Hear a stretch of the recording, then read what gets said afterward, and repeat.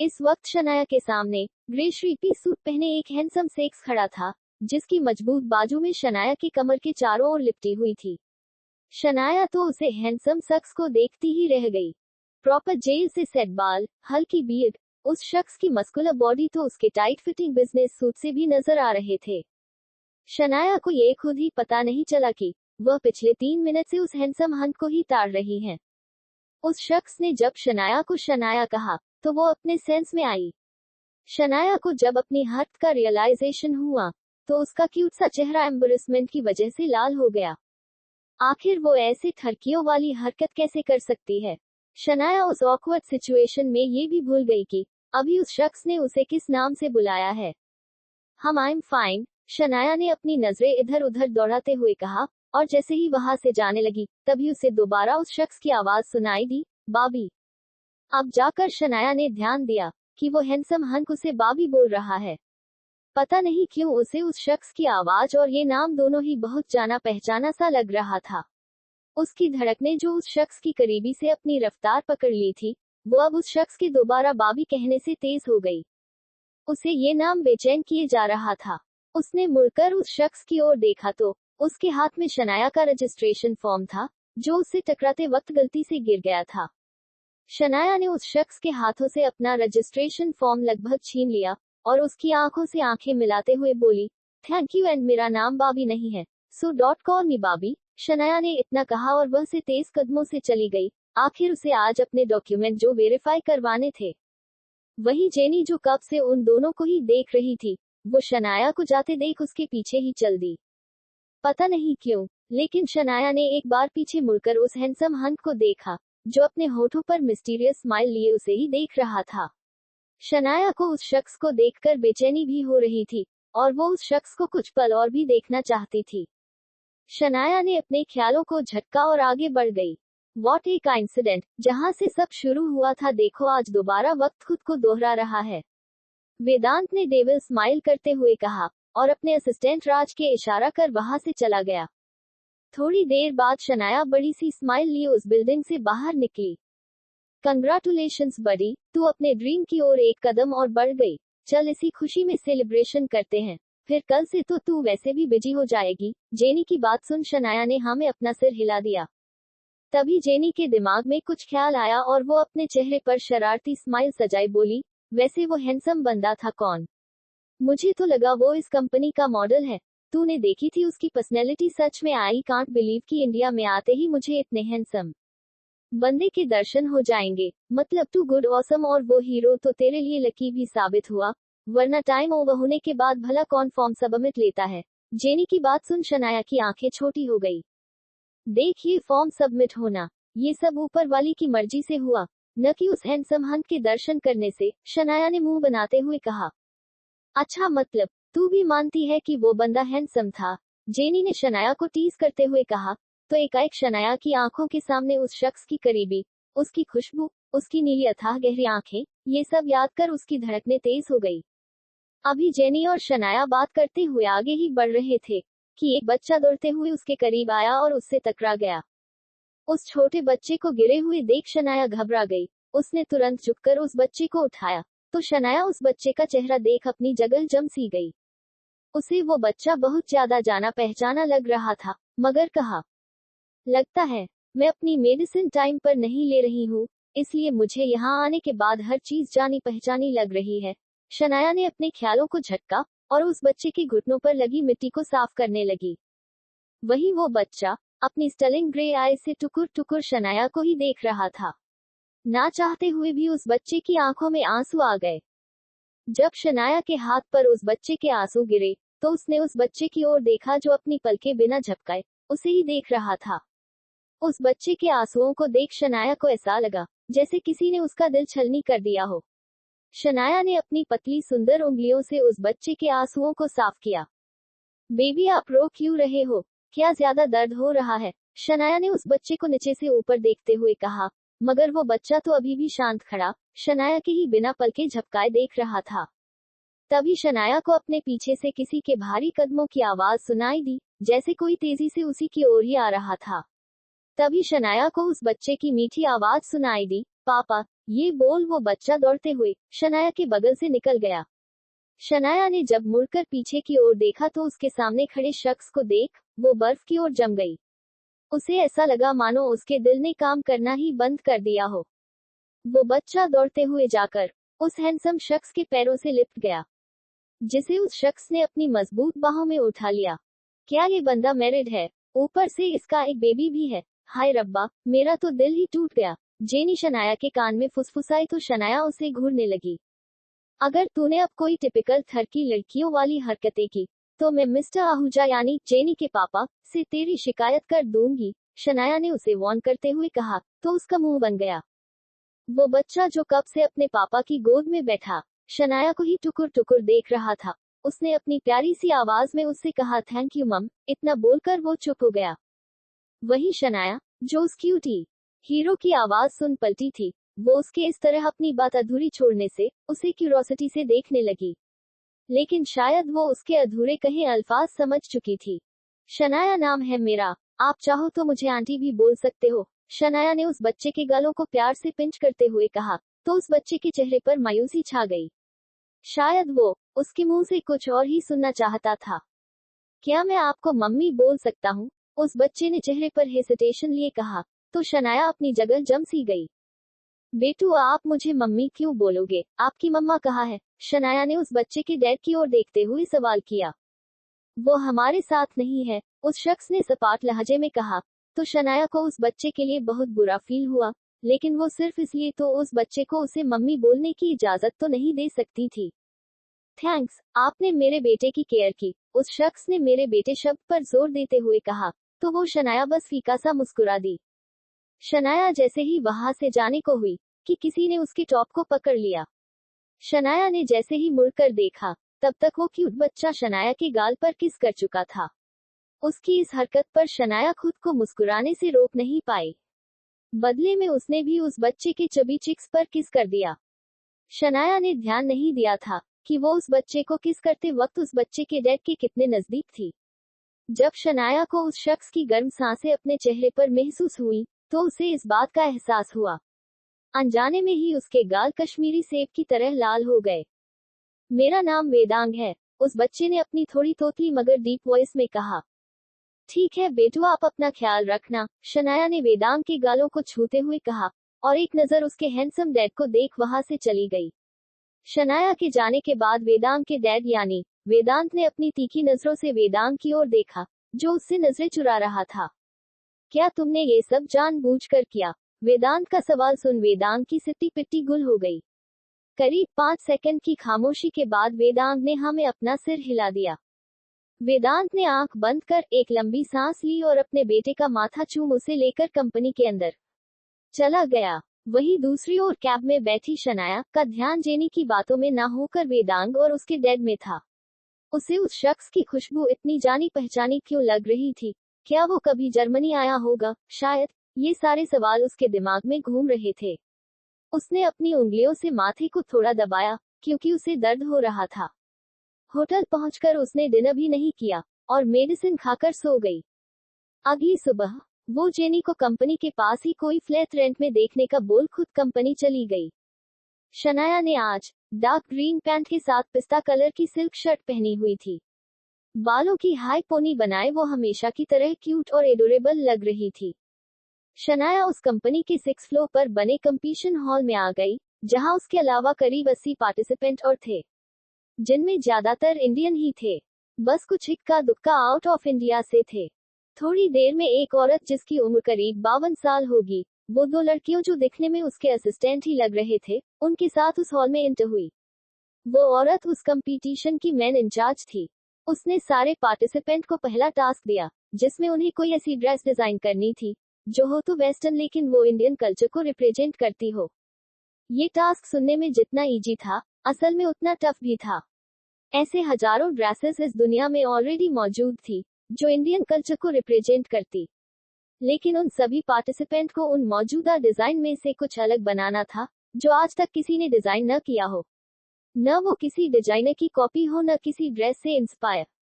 इस टास्क को कंप्लीट करने के लिए उन सबको 5 घंटे का समय दिया गया था। सारे पार्टिसिपेंट अपनी जी तोड़ मेहनत में लग गए, क्योंकि इस कंपटीशन के लास्ट में जो टॉप 5 पार्टिसिपेंट बचेंगे, उन्हें वीवी फैशन इंडस्ट्री में 1 मंथ के इंटर्न पर रखा जाएगा। ये कंपटीशन पूरे 1 हफ्ते चलने वाला था। इंटर्न वाली बात को शनाया ने मिस्टर मल्होत्रा से छुपाया था, जिसे छुपाने का उसे बुरा तो लग रहा था, मगर वो ऐसा करने के मजबूर थी। 5 घंटे बाद सबकी ड्रेसेस रिव्यू की गई, जिनमें से टॉप 30 पार्टिसिपेंट को नेक्स्ट राउंड के लिए सेलेक्ट किया गया। अपनी काबिलियत से शनाया भी नेक्स्ट राउंड के लिए सेलेक्ट हो गई, जिसकी खुशी उसके चेहरे पर साफ देखी जा सकती थी। 4 साल पहले जब वो सब कुछ भूल चुकी थी, उसका दिमाग एक ब्लैंक पेपर की तरह हो गया था, तब यही एक चीज थी जो उसे समय साथ याद आती गई, और मिस्टर मल्होत्रा ने उसकी इस हॉबी को इनकरेज किया। एक पूरे थकावट भरे दिन के बाद शनाया अपने कैब का वेट करते हुए कंपनी के सामने खड़ी थी। तभी उसके सामने एक ब्लैक कलर की चमचमाती BMW कार आकर रुकी। शनाया ने कंफ्यूजन और क्यूरोसिटी से उस कार के ब्लैक ग्लास के अंदर देखना चाहा, लेकिन एज एक्सपेक्टेड वो नाकामयाब रही। तभी उस कार का शीशा डाउन हुआ और शनाया को उस कार के अंदर एक जाना पहचाना चेहरा नजर आया। वेदांत ने अपने आंखों पर लगे ब्लैक शेड्स निकाले और अपनी चार्मिंग मैग्नेटिक वॉइस में बोला, भाभी आप चाहे तो मैं आपको आपकी मंजिल तक छोड़ देता हूँ। आफ्टर ऑल हमारी मंजिल एक ही है। ये आखिरी लाइन बोलते वक्त उसकी आवाज धीमी मगर गहरी हो गई थी, जिसे शनाया ठीक से सुन नहीं पाई थी। पूछने के लिए थैंक्स, लेकिन मैं कैब का वेट कर रही हूँ, जो बस आता ही होगा, शनाया ने रिस्पेक्टफुली वेदांत को मना करते हुए कहा। तो वेदांत के होठों के कोने थोड़े ऊपर की ओर उठ गए। क्या आपको मुझ जैसे हैंडसम शख्स के साथ बैठने में हेसिटेशन हो रही है, कि कहीं आप मेरे चार्म से मेल न हो जाए? वेदांत ने मॉकिंग स्माइल करते हुए कहा। तो शनाया का मुंह खुला का खुला रह गया। ये इंसान इतना सेल्फ ऑब्सेस्ड और बेशर्म कैसे हो सकता है? शनाया ने मन ही मन वेदांत को 4 गालियां देते हुए कहा। तभी उसे दोबारा वेदांत की शरारत से भरी आवाज सुनाई दी। ओके, मैं मान गया कि आप भी उन्हीं लड़कियों में से है जो मुझसे सिर्फ इसलिए दूर रहती है ताकि उनका मुझ पर ईमान न डोल जाए। वेदांत की बात सुनकर शनाया का मुंह खुला का खुला ही रह गया। आखिर ये इंसान है क्या चीज, अपने मुंह से अपना ही गुणगान किए जा रहा है। शर्म वरम है कुछ, या सब बेच खाया है इसने? शनाया ने सोचा और एक लंबी सांस लेकर वो वेदांत की दूसरी साइड का डोर खोलकर उसके बगल में बैठ गई। आखिर वेदांत ने उसके ईगो को ट्रिगर जो कर दिया था। कार के अंदर शनाया जहां अपना मुंह बनाए खिड़की से बाहर देख रही थी, तो वही वेदांत बस उसे ही देख रहा था। वेदांत की नजरों की तपिश शनाया भी साफ महसूस कर पा रही थी, जिसे फील कर उसके रोंगटे खड़े हो जा रहे थे। क्या ये इंसान बेशर्म और सेल्फ ऑब्सेस्ड होने के साथ छिछोरा भी है? शनाया ने अभी इतना ही सोचा था कि वेदांत ने उसकी पतली नाजुक कमर पकड़ उसे अपने लैप पर बैठा लिया, जिसे देख उसकी आंखें डर और हैरानी से चौड़ी हो गई। तभी वेदांत ने कुछ ऐसा किया कि शनाया का चेहरा शर्म से लाल हो गया। वेदांत ने शनाया के बालों को अपनी मुट्ठी में भरा और उसके चेहरे को अपने करीब कर उसके नर्म गुलाबी होठों पर अपने होठ रख दिए। शनाया, जो वेदांत के अपने लैप में बैठाने से हैरान थी, अब वेदांत के किस करने से उसकी आंखें तो लगभग बाहर ही आने वाली थी। वेदांत बड़े ही प्यार से शनाया के होठों को स्मूच करते हुए किस कर रहा था। वेदांत ने अपने एक हाथ से शनाया के बालों को मुट्ठी में भरा हुआ था, तो वही वो अपने दूसरे हाथ से शनाया के शर्ट के बटेस खोल रहा था। शनाया तो उसके लैप पर ऐसे बैठी थी जैसे मानो उसमें जान बाकी ही ना हो। वो सांस ले भी रही थी या नहीं, ये भी पता नहीं चल रहा था। वो तो बस अपने हेजल ग्रे आइज को बड़ी बड़ी कर वेदांत को ही देख रही थी। वेदांत ने थोड़ी देर बाद शनाया की शर्ट के सारे बटेस खोल उसकी शर्ट को साइड में फेंक दिया और शनाया के लोअर लिप को बाइट कर उससे अलग हो गया।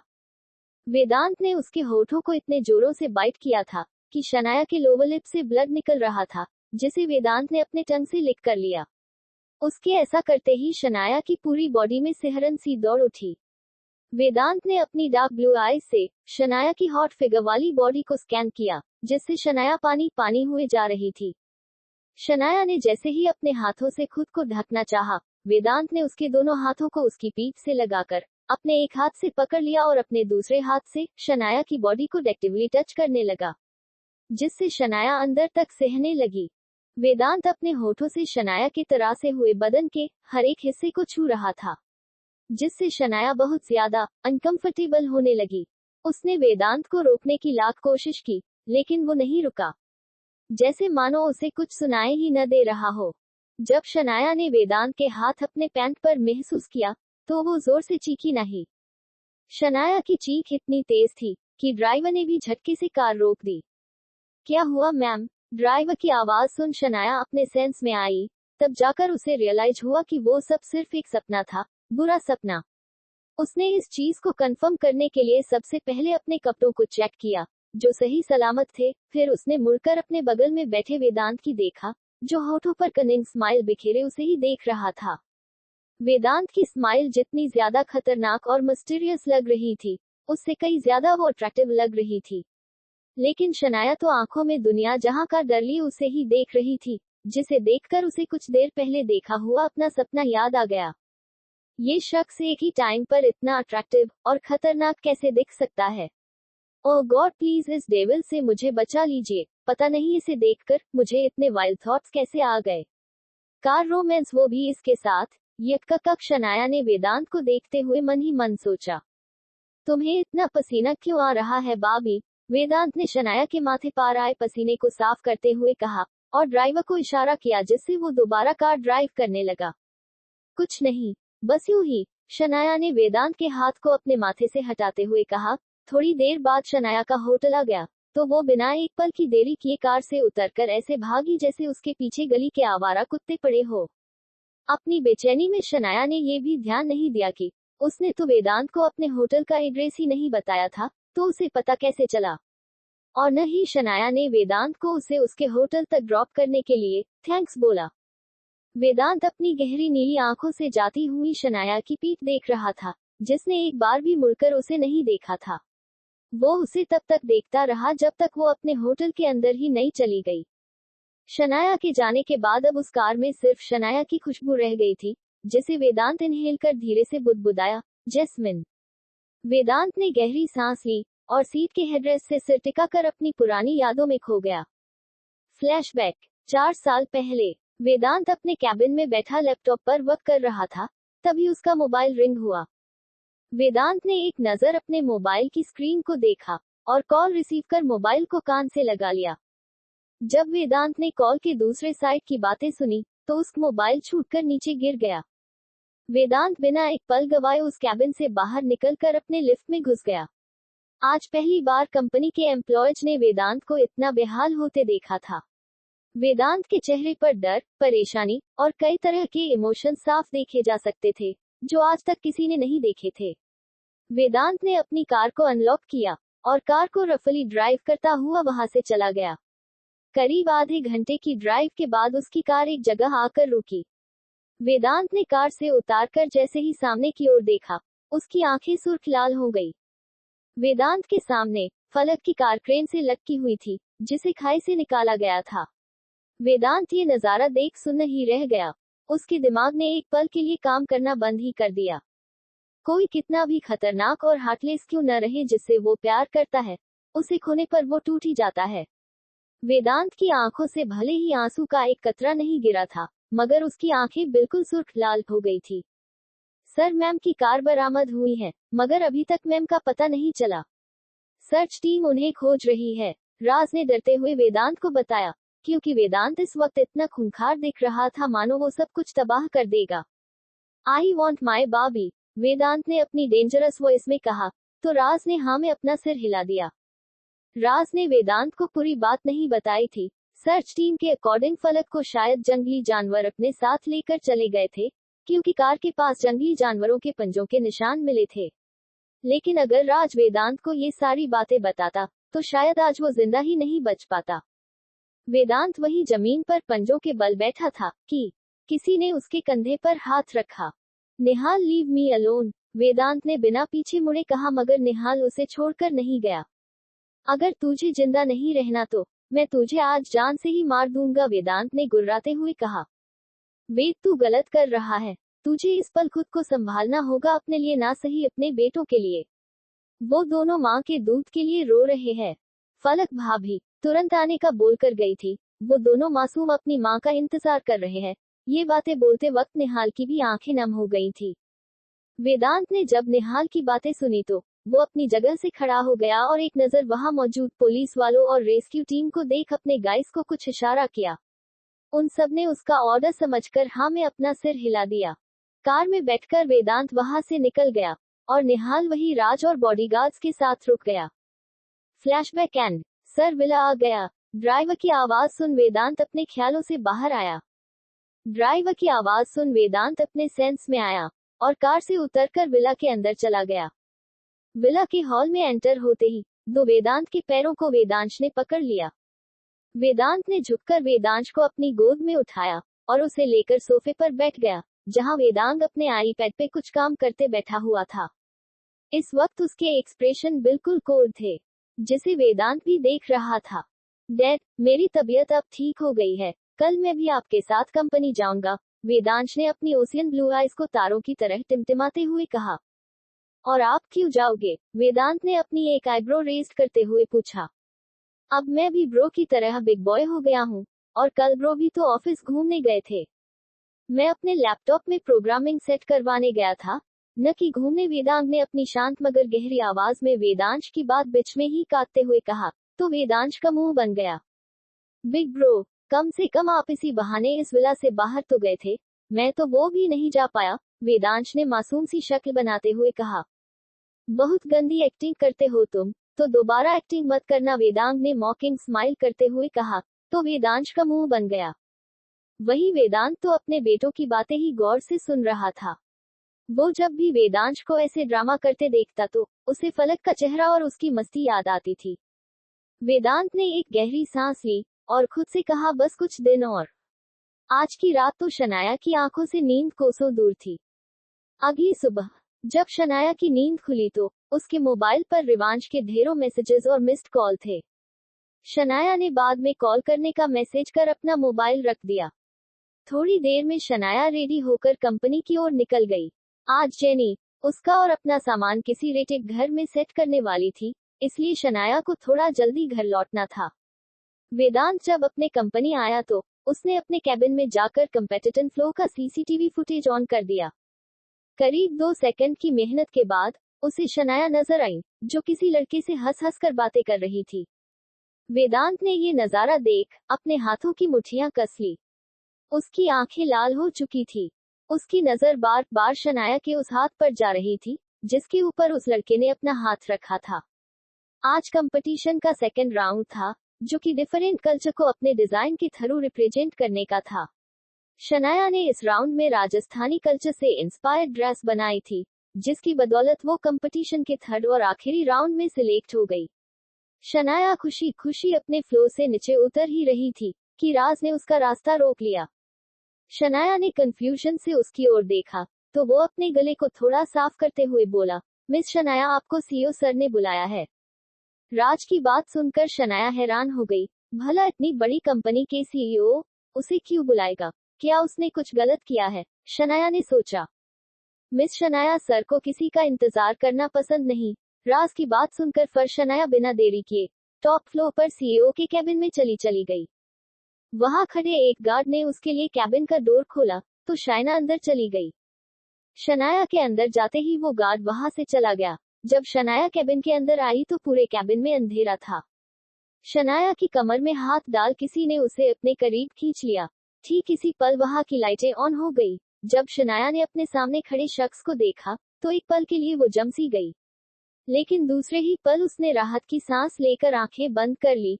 तभी वेदांत उसके चेहरे पर झुककर उसके कान में अपनी गर्म सांसें छोड़ते हुए सेडेक्टिव वॉइस में बोला, इट्स नॉट ड्रीम बाबी। शनाया ने इतना सुन अपनी आंखें खोल वेदांत को देखा, जो उसे देखकर तिरछा मुस्कुरा दिया। वेदांत ने शनाया की पतली कमर को पकड़ उसे खुद से सटा लिया और बिना एक पल देरी की उसके मुलायम चेहरे जैसे होठों को कैप्चर कर लिया। शनाया, जिसे ये सब अपना कोई बुरा सपना लग रहा था, वेदांत की बात सुन उसकी आंखें हैरानी से चौड़ी हो गई। शनाया ने अपने हाथों से वेदांत को दूर करना चाहा, लेकिन वेदांत उस पर किसी शेर की तरह झपट्टा मारकर चिपका हुआ था। शनाया उसके सीने पर मुंह के बरसा रही थी, लेकिन मजाल है शनाया के मुंह के मारने से वेदांत को रत्ती भर भी फर्क पड़ा हो। जब तक वेदांत सेटिस्फाइड नहीं हुआ तब तक वो उससे अलग नहीं हुआ। जैसे ही वेदांत शनाया से अलग हुआ, एक चटाक की आवाज उस कैबिन में गूंज उठी। वेदांत का चेहरा एक तरफ झुका हुआ था और शनाया अपनी लाल आंखों से उसे ही घूर रही थी, मानो उसे कच्चा ही चबा लेगी। वेदांत ने अपनी गर्दन पर हाथ रखकर उसे अजीब तरह से मला और अपनी सुर्ख नीली आंखों से शनाया की ओर देखा, जिसकी आंखें हल्की नम थी। पता नहीं क्या जादू था उसकी गीली ग्रे आंखों में कि वेदांत ने कसकर अपनी आंखें बंद कर ली और अपने माथे को 2 उंगलियों से रब करने लगा। उसके ऐसा करते ही शनाया को अब वेदांत से डर लगने लगा। एक तो वो पहले ही वेदांत को सीईओ के कैबिन में देख शॉक थी, ऊपर से उसकी ये छिछोरी हरकतें, भला वो कैसे टॉलरेट करती ये सब। मिस्टर सीईओ, क्या आपको शर्म नहीं आती? एक मैरिड होते हुए, ऊपर से एक बच्चे के डैड होते हुए भी आप ऐसी छिछोरी हरकतें कर रहे हैं।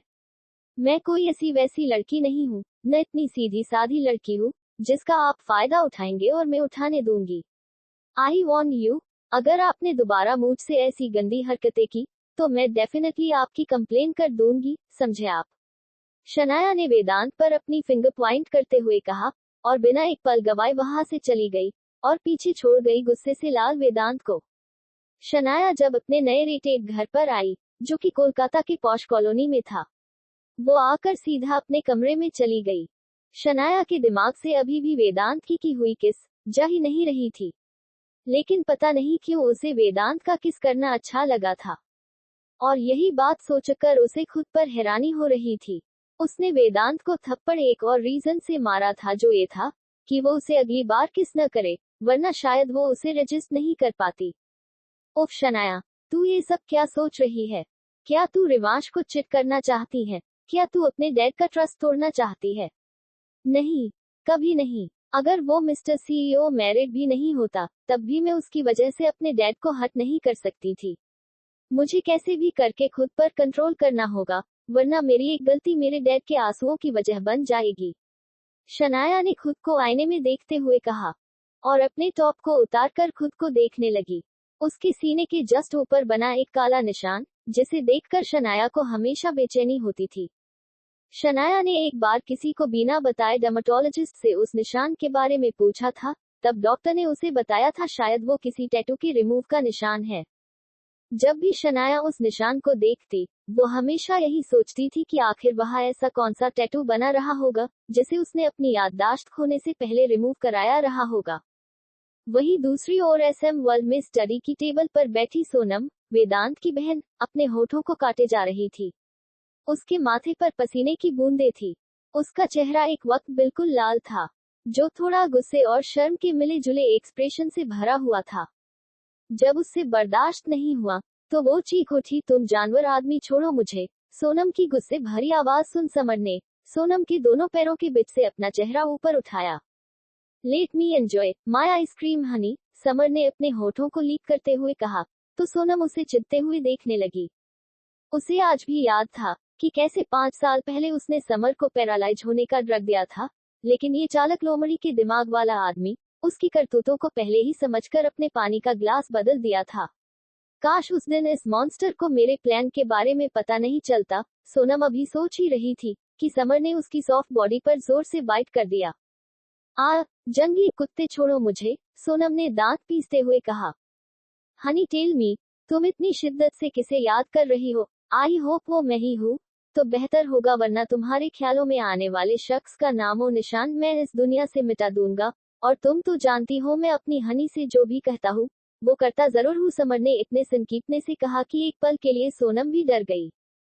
वो जानती थी कि समर एक नंबर का मेंटल है।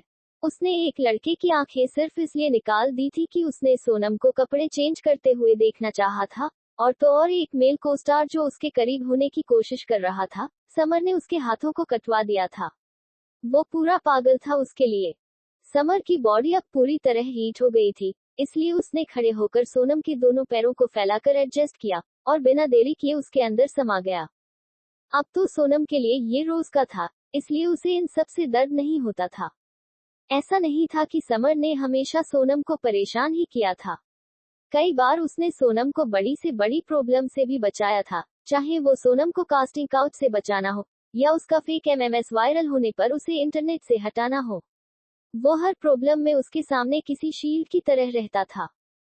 तुम जानवर हो क्या, जो थकते नहीं? 1 घंटे बाद भी जब समर नहीं रुका तो सोनम झुंझला उठी। क्या करूं, तुम्हारी बॉडी ही इतनी एडिक्टिव है, जिसे देखकर मेरे अंदर का जानवर ही बाहर निकल आता है, समर ने सरकास्म से कहा। तो सोनम ने अपने होंठ भींच लिए। पूरी रात ये सिलसिला चलता रहा। इस बीच समर ने उस स्टडी रूम का एक कोना भी नहीं छोड़ा, जिसे यूज कर वो सोनम के साथ एक न हुआ हो। फिर चाहे वो फर्श पर लेटा कर हो, या स्टडी टेबल पर पेट के बल लेटा कर। उसने न जाने कौन कौन सी न्यू पोजीशन भी इजाद कर ली थी। समर आज रात इतना ज्यादा वाइल्ड था, कि उस कमरे में सोनम की आहें नहीं, बल्कि उसकी चीखें सुनाई दे रही थी। वही दूसरी ओर, अगली सुबह संडे था, तो आज शनाया को ऑफिस नहीं जाना था। अपने जॉगन के कपड़े पहन शनाया जॉगन के लिए घर से बाहर चली गई, तो वही जेनी घोड़े बेचकर सोती रही, क्योंकि उसे एक्सरसाइज, योगा, इन सब में रत्ती भर भी इंटरेस्ट नहीं था। जब शनाया उस कॉलोनी में बने पार्क के अंदर गई, तो उसे एक बच्चा मुंह नीचे कर उदास बैठा नजर आया। पता नहीं क्यों, मगर शनाया चाह कर भी उस बच्चे से अपनी नजरें नहीं हटा पाई। शनाया उस बच्चे के बगल में आकर बैठ गई। आप इतने सैड क्यों हो लिल बॉय, शनाया ने स्वीट सी वॉइस में कहा, तो वो बच्चा अपनी आंखें टिमटिमाते हुए शनाया की ओर देखने लगा। मगर जैसे ही उन दोनों ने एक दूसरे की ओर देखा, उनकी आंखें हैरानी से फैल गई। शनाया को ऐसे लगा जैसे उसका छोटा वर्जन वहां बैठा हो। अगर उसकी कोई बचपन की तस्वीर होती तो वो बिल्कुल ऐसी ही होती। शनाया अभी ये सब सोच ही रही थी कि उसे उस बच्चे की प्यारी सी आवाज सुनाई दी। मम्मा आप आ गई, मुझे पता था आप जरूर आएंगी, इतना बोल उस बच्चे ने शनाया को गले लगा लिया, तो शनाया अपनी जगह जम सी गई। उस बच्चे के गले लगाते ही शनाया की धड़कनें बुलेट ट्रेन की स्पीड से दौड़ने लगी। आप कहाँ थी मम्मा, आप जानती भी है हमने आपको कितना मिस किया। अब मैं आपको कहीं जाने नहीं दूंगा, आपको मैं विला में बंद कर दूंगा, ताकि आप दोबारा हमें छोड़कर न जाए। वो बच्चा सिसकते हुए शनाया से शिकायत कर रहा था, और अपनी नीली आंखों से बहने वाले आंसुओं को शनाया की शर्ट में पोंछ रहा था। पता नहीं क्यों, लेकिन उस बच्चे की शिकायत सुन शनाया को अपने दिल में बेतहाशा दर्द होने लगा। उसे ऐसा लगा मानो किसी ने उसके दिल को निकालकर उसकी हथेली के ऊपर रख दिया हो। शनाया को पता नहीं चला कि कब उसकी आंखों से आंसू का कतरा बहकर उसके गालों पर लुढ़क गया। अभी वो दोनों ही एक दूसरे को गले लगाए हुए थे कि किसी ने उन दोनों को एक दूसरे से अलग कर उस बच्चे को अपने करीब कर लिया, जिससे शनाया वही जमीन पर औंधे मुंह गिरी गई।